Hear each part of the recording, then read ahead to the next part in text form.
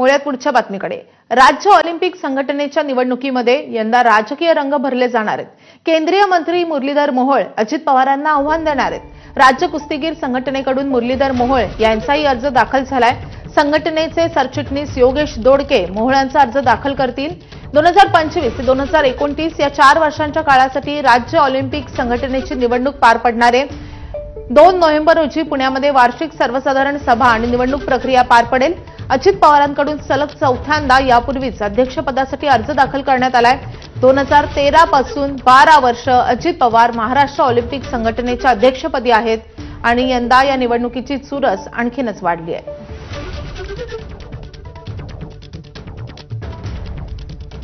सर्वांची इच्छा होती की 2 नोव्हेंबरची महाराष्ट्र ऑलिम्पिक इलेक्शनची निवडणूक आहे। ह्या निवडणुकीमध्ये अध्यक्षपदासाठी एक खेळाडू हा अध्यक्ष राहिला पाहिजे।